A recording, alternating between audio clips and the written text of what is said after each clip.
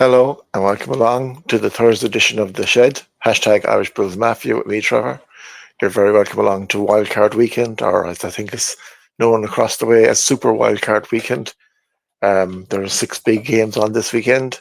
It's the first round of the playoffs, and there's a lot to discuss amongst other things, other news that has happened in the NFL during the week. And us mighty Bills, we play the Denver Broncos in probably one of the most mouth-watering ties of Wildcard Weekend this coming Sunday evening, and I can't wait for it. You're very welcome along to the show. It's a very frosty evening here in the west of Ireland. We're going through the last 3 nights of -7 and -8 degrees Celsius, so it's cold and frosty. So I didn't do a show Tuesday night. It was too cold to go out, to be honest, and I didn't want to talk much about Week 18. Yes, we lost to the Patriots, but no more than a lot of teams, we didn't play many starters, if any at all. During the game, we didn't put any pressure on it, and we didn't really want it. And it wasn't a game worth doing a report on because it was an inter-season game. It was like one of the preseason games that I think are a farce. So when it was so cold, I said, well, we'll give it a miss tonight, and we'll talk about games coming up this weekend tonight. So you're very welcome along to the show. So I'm going to start on how the games are going to be played. So it's starting off Saturday night. The Los Angeles Chargers are playing the Houston Texans in Houston. The Houston are the number 4 seeds, the Chargers are the number 5 seeds. Like this time last year, CJ Stroud was the man, DeMeco Ryans was the man. The Texans defense was something else. They still are very good. And the Texas offense was a Super Bowl caliber this year. Now, we know Tank Dell is injured and out, and we know they've had their issues. But I think they are broken. And the reason I say this is, yes, they are the AFC South champions, and congratulations to them. But they're broken because their quarterback is. And unless he can pull something out of the fire that he hasn't shown so far this year, but has definitely gone since Tank Dell got injured against the Chiefs before the Christmas, I only see the Chargers winning this. Jim Harbaugh has come in. He's toughened them up. They're not world beaters with players no more than the Bills are, but they are a very effective team and they have a very good quarterback. Justin Herbert is playing some of the best football he has ever played. He has got an offensive line that can protect him. He's got a defense that Jim Harbaugh has improved. He doesn't have world record wide receivers. McConkey, I think his name is their most recognized guy, and he's a rookie, and he's playing very, very well for him. He's their go-to guy. And Joe Alt, another rookie that came in this year, has been superb for them. And he does the protecting, and Justin Herbert and co does the attacking. Whereas the Texans' struggle is their defense. Yes, will give it a go, but their offensive line cannot hold up to any team. And their last home game was against the Ravens. And if they wanted to send a message to the AFC, it was a Christmas game, they were at home, they wouldn't have got bet 34 points to 2. And they wouldn't have let Lamar Jackson run riot. And they wouldn't have let Derrick Henry run riot. And Zay Flowers, we'll talk about him in a few minutes, but he ran riot and so on, and Bateman and all them boys. So, to be honest, at the start of this year, I thought the Houston Texans would be a dark horse of the Super Bowl, and they're in the playoffs, and they still might be. But for me, Jim Harbaugh and the Chargers will be winning this game Saturday evening. I don't see any other outcome. I did think there would be the Steelers playing the Texans, and then that would be a toss of a coin of 2 out-of-form teams, not 2 bad teams, because there's no bad teams in the playoff, but 2 out-of-forms. But you have a hit-and-miss Texans against an informed Chargers. Even though it's in Houston, and the Houston fans will make a difference, I just see the Chargers winning this game on Saturday night. Then late Saturday night, Sunday morning, we have another AFC game, the Steelers at the Ravens. Now, I've listened to some podcasts here in Ireland about this game, and where people are realistic and tip the Ravens to win, they are hopeful that the Steelers will win. And like, I am not going to I respect the Pittsburgh Steelers as I respect the Baltimore Ravens, but I respect the Steelers for coming into Ireland, and please God they'll have a game here next year, or well this year in Ireland, in Croke Park, come September, October, maybe November time. Who knows? But I'm not going to say good things about them. I'm going to call it a spade like I always do. And it's 1-1. And I was talking to one of my friends on Instagram half an hour ago. So Adam, hello Adam, how are you doing? And he's a good Steelers fan. He's a good Steelers man. And I just said, like, any team can win any game this weekend, and it is true. And the Steelers can beat the Ravens this weekend, and it is true. And it's 1-1 for the season between them. But when they won, their defense shut down the Ravens, and their field goal kicker won the game. When the Ravens won, the Ravens destroyed them, their defense, and their offense did nothing, or little to nothing. My concern for the Steelers is their offense. Their offense is, I don't know, it's not top quality. You have George Pickens, who's can throw the toys out of the pram whenever he wants. You have Russell Wilson, who is and has improved in the last 12 months or so, ish, the end of the Broncos term and this year to a point, but isn't a quarterback that will give you the confidence that you're going to go on and win the Super Bowl. You have Justin Fields, who also came in, who had a good start to the season, but again, didn't set the world alight. So again, you don't see him as a guy that's going to lead you to a Super Bowl. You have a world-class, top-notch defense in T.J. Watt, Hayward, and co. that will keep you in any game against anybody.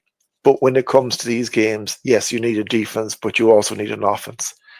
Now, the news is I just got it just before I turned on the video from the NFL that Zay Flowers is out this weekend, the wide receiver, and he's been huge for the Ravens this year. They will rely on the running game. So the defense for the Steelers have to shut down A, Derrick Henry, B, Lamar Jackson. They are the two guys that will cut them to shreds if they let them. If they do that, they have a chance. But you also have Bateman there, who is a world-class wide receiver that you're going to have to keep quiet. If the Steelers can do this, can keep it a tight game, and if their field goal kicker is the man that wins them, then fair dues to them. But I just see the Ravens being too strong for them. It's in Baltimore. For Baltimore, if the Bills win their game Sunday, they're away from home, regardless if it's the Chiefs or the Bills. So there's no more home games for them unless they've somehow we blow it on Sunday. That's the only way they'll get a home game in the next round. So for them, in their eyes, it's their last home game, so they'll want to put on a show. But it's an AFC North game. I tip the Ravens. But I will say this, and it's probably one of the times I'm going to say this in this particular podcast, I wouldn't be surprised if the Steelers did what they did in the first game in Pittsburgh and shut them down, frustrate Lamar. They have the recipe. They know how to do it. And beat the Ravens. But I don't see it being 41-38 kind of a game. Where there's games down here later on I'll be talking about where I do. So if the Ravens win, I think they will win handily. If the Steelers can somehow keep it tight and are there with the last quarter and get the victory, I think it'll be a very tight game with everything there on the line in the last play or so. But I have to put my guessing cap on, or who I think will win, so I'm going to tip the Ravens. They're the number 3 seed for a reason. The Steelers had that seed in their hand all the way through up to the last 4 games, and they threw it away. So you have to give the Ravens credit where credit is due. The third game is the Denver Broncos at the Buffalo Bills, and that's on Sunday evening. And I'll be just home for work when it's on, so I can't wait for it. This is a game where, on paper, now I don't bet, I don't gamble, I have no interest, but I just like to see who's favourites and who's not. The Bills are favoured heavily, no more than the Ravens are. And I've heard people on podcasts saying, oh, the Broncos are playing great football. And yes, they are. And yes, I think it'll be an exciting, good game. But, and this is what I'm going to say, the Broncos were beaten by Joe Burrow, were beaten by Justin Herbert. And yes, they blew out the Chiefs' second team last weekend, and fair play to them. They're coming into the number 2 seed. We've been undefeated at home all year. We've played super football. We've beat the number 1 seed in the AFC. We've beaten the number 1 seed in the NFC. And deservedly so. There were no fluky wins. There were deserved victories. I respect the Denver Broncos. I respect Sean Payton, Bo Nix, Patrick Surtain. He's a great defender. Their defense is on fire at the minute. They have 63 sacks for the season. I was listening today to Jason Hayes on Pro Football Ireland, and the Bills have only conceded 14 sacks all year. So it's going to be a great offensive line against a great defensive line. You have Sutton, their wide receiver, who's playing well. Nick seems to find him a lot. But when you watched Joe Burrow play them, he found their weak man. I think it's O'Hara or O'Hara. I'm not 100% sure, but he was back. He was their starter, but he got injured and he came back. And T. Higgins ate him because Joe Burrow found him every time, and he found the weakness, and that's how they got through, and they got the victory. I see us winning. I see the Bills winning. I respect, as I said, the Denver Broncos. Anything can happen in the game of football, but you have Josh Allen, who is MVP, regardless whether he gets it or not. He's MVP. That's call a spade a spade. He's the best player in the league. Full stop. You have James Cook, 1,000 yards, on fire, running back. He's the leader in rushing touchdowns for the season. You have an arsenal of wide receivers and tight ends that, yes, there is no number 1, but yes, they all can catch, they all can play. You've got Ty Johnson, who can also be a receiver and a running back. You have Stevens, again, another guy that comes in, running back. You have an offensive line with the snowman, Dion Dawkins, who I will show later. I have the jersey. I waited a long time to get this because he is one of my favorite players and characters in the team. And you have a defense that is improving every time. And yes, we can be slow starters, but come the middle of the second quarter onwards, we have figured out teams and we know how to do, and we do the job. So I am not going to say how much we're going to win by, because I don't do stuff like that, but I am tipping the Buffalo Bills to win this weekend and win fairly well. It's playoff football. We're here for a reason. We're one of the best teams in it. Now let's go show it. So we will take it from there. Then on Sunday night, the early game, or the 9 o'clock game, will be around here, 9:30. It's the Green Bay Packers at the Philadelphia Eagles. The only questions here is Jalen Hurts, will he start? And will he be fit? And will Jordan Love be fit from his injury last weekend? Jalen Hurts is coming off a concussion. Jordan Love is coming off an elbow injury. This Packers narrowly lost to the Eagles in game 1 in week 1, but we know in the playoffs that means nothing. I don't know, it's a hard one to call. The Eagles are at home, they're the number 2 seed. I'm going to go with the Eagles because they are the number 2 seed and they are at home. But the Green Bay Packers are a team that can, A, surprise you and beat any team in the league, and B, give good effort, but don't cross the line. They went hard last week to beat a bad Chicago Bears, and they didn't do it. Now, they had a bit of unfortunate with injuries and stuff during the game, but every team has that. And they're not on a good run of form. So the Eagles are ticking along. They've rested Saquon Barkley, but they're a funny kind of an outfit. They're not, how will I say, one that enjoys their victories. They're as miserable when they lose as they win. But I'm going to tip the Eagles to win this weekend. Then we have another cracker. Sunday night, late Sunday night, is the Washington Commanders at the Tampa Bay Buccaneers. For me, Baker Mayfield has been one of the most outstanding quarterbacks. And last weekend, when they were really against it, against the New Orleans Saints, and the division was on the line, he was the player, and Mike Evans just stood up and got them through it. But he was the guy that did the job to make sure they won the division and got to the playoffs.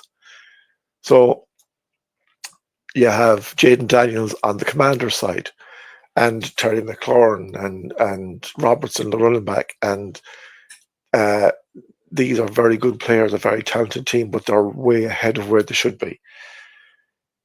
And it's a hard one to call. This is the one that could be the 41-38 kind of a game. But I'm going to go for Baker Mayfield. I was a Baker Mayfield fan when I got into the NFL first, as in really into it. And I've always been a Baker Mayfield fan, and there's times he frustrates you, and there's times he blows your mind. But the way he's been playing the last season and the last 2 seasons, he's rightly up there as one of the best quarterbacks in the NFL. And I trust him, and I trust the Buccaneers to get through this game. But the Commanders have had an amazing season. And it's like the Steelers-Ravens game. I wouldn't be surprised if the Commanders won, but I am tipping the Tampa Bay Buccaneers. And our final game is on Monday night. Now, as of now, it's in SoFi Stadium, but with the forest fires that's out in Los Angeles, and our thoughts and prayers are with all those people that have lost homes and lives, and the people that are trying to put out the fires, and please God they will. The game could be moved to Arizona. So it's the Minnesota Vikings as of now at the Los Angeles Rams. The Rams are 4, the Vikings are 5. The Rams, I've watched them, and other than the game against us where it was tit for tat shootout, which was a brilliant game that they won, and deservedly so, they're very frustrating. Matthew Stafford's the Super Bowl winning quarterback. What can you say? He's got Puka Nacua and Cooper Kupp, who is also won the Super Bowl and was the man that caught the touchdown doing it against the Bengals. But there's times they just frustrate you by doing silly things. They have a brilliant running back. They have a good offensive line. They have good tight ends. They have a good defense. And they're a team that could go a long way in this playoff championship.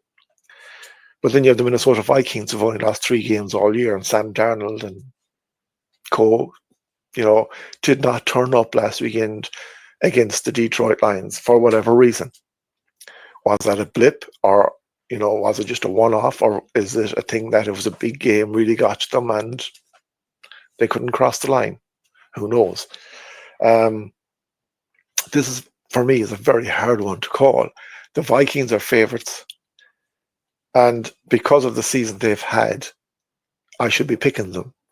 But McVay knows how to win a Super Bowl, and Matthew Stafford knows how to win a Super Bowl, and Cooper Kupp knows how to win a Super Bowl, and so on.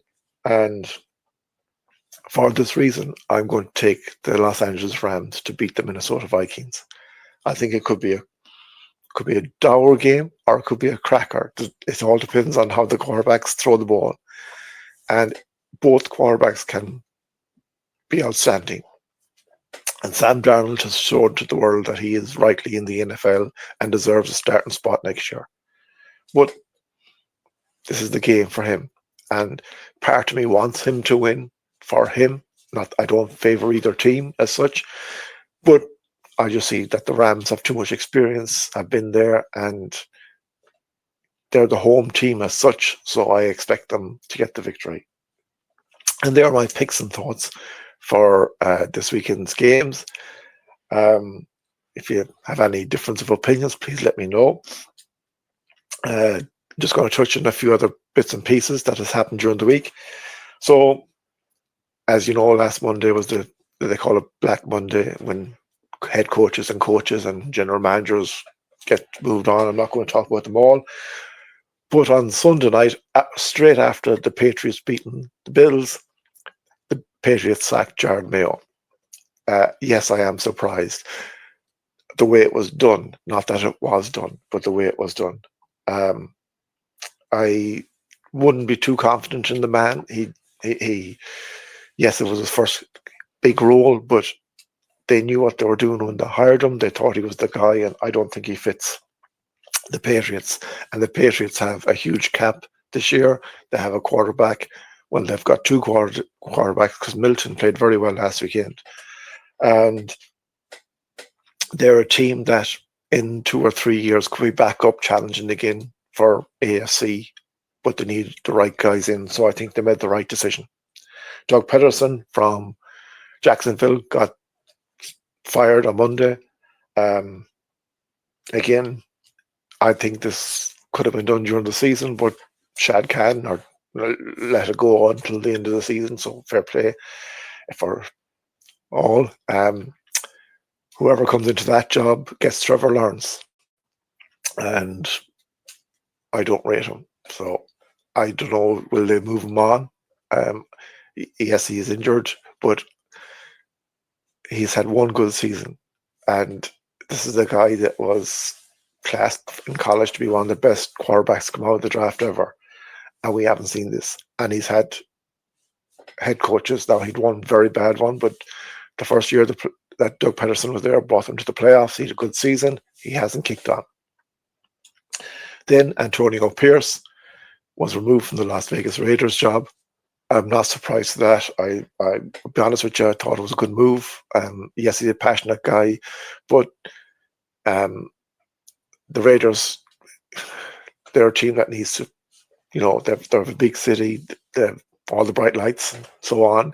They need a team, they need a quarterback to go there, and they need, you've got Brock Bowers, you have a start, you have Max Crosby, and co.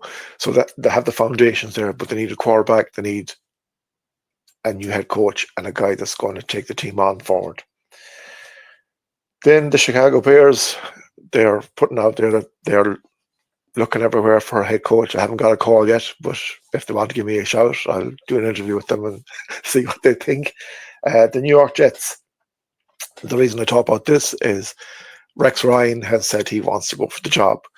And I watch Rex Ryan on ESPN, and I really like Rex Ryan. He's very passionate, he's very knowledgeable, and I think he has a soft spot for the Jets because he'd be going back, I think, is it his third time if he gets the job. But if I was Rex Ryan, I wouldn't touch it with a barge pole, not until they clear out all the dead wood that's there, and there's a lot of wood to be cleared out, starting with a quarterback. And maybe he'll go in and clean them out, I don't know, but if I was Rex Ryan, I'd let some other guy have it. Rex Ryan is good enough to manage in the NFL or coach in the NFL. Yes, these opportunities don't come up too often, and yes, he's in New York, doing the show. So maybe it's what he wants to do, but I like Rex Ryan. I just wouldn't wish him into the Jets for anything. So Rex, I hope you get somewhere else if you're going to get somewhere. And the Saints, they're looking also for a head coach, but they've been looking for a while. Who am I shocked that didn't get removed at the weekend or after the weekend? Well, the Cleveland Browns are one. Whatever they see in Stefanski, I don't know. He's had Baker Mayfield, he treated him wrong, and then he got Deshaun Watson, and everything else is history. The New York Giants, Brian Dable, I think he's lucky to have his job. I wish him well, don't get me wrong, but I think he's lucky in Joe Shane because they really got things wrong this year. Mike McDaniels at the Miami Dolphins, I'm shocked he's not gone. I watched Hard Knocks, and I know you only see the best bits, but he's not a guy that inspires me. And you would lay it on the line for certain coaches. Him, I don't know how he gets you to lay it on the line because I wouldn't. And then Tyreek Hill came out at the weekend after the game and said he wants out of Miami. He's not happy. And I heard an interview today from Mike McDaniels, a clip, and how he finds players and he does this, that, and the other. And to be honest, the way he even talks about it is just blah. So really and truly, I don't know how he's still there, but he's still there. So I don't care. Good luck to the Dolphins. And the last thing I'm going to talk about then is Jerry Jones and the Dallas Cowboys. Going back to last weekend, I tipped the Cowboys to beat the Commanders because Cooper Rush was supposed to be playing. And the Commanders did in the end rest a lot of their players, including Jane Daniels. Marcus Mariota came in. It was a game they should have won. But what did Jerry Jones and the Cowboys do? They started Trey Lance and didn't play Cooper Rush, because if they did and he got so many snaps, he would have to pay him $500,000, because that is what was in his contract. And then he tries to bluff it off at the end. The Dallas Cowboys are a joke.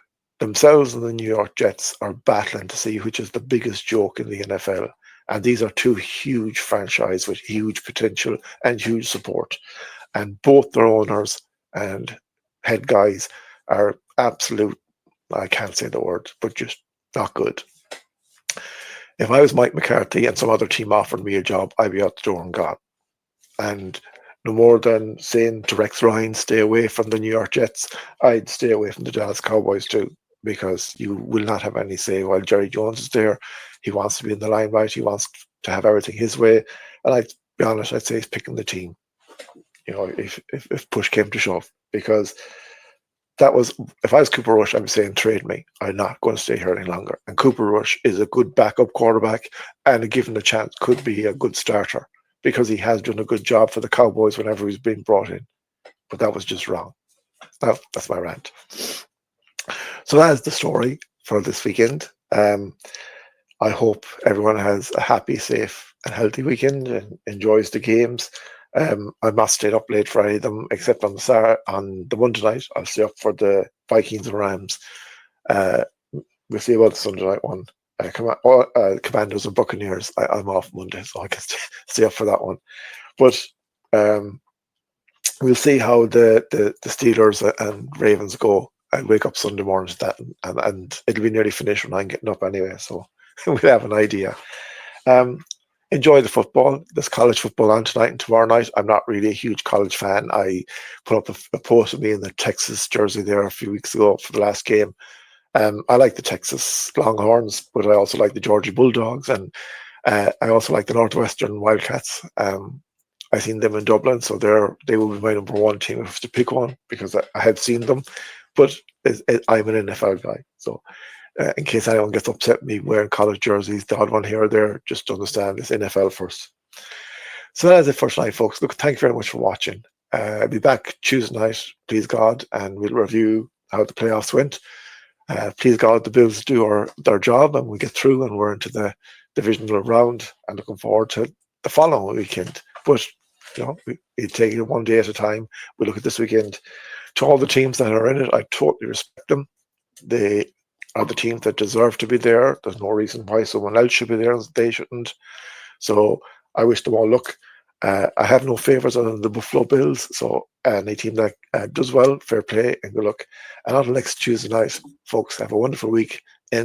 Stay safe, stay happy, stay together, and always go Bills.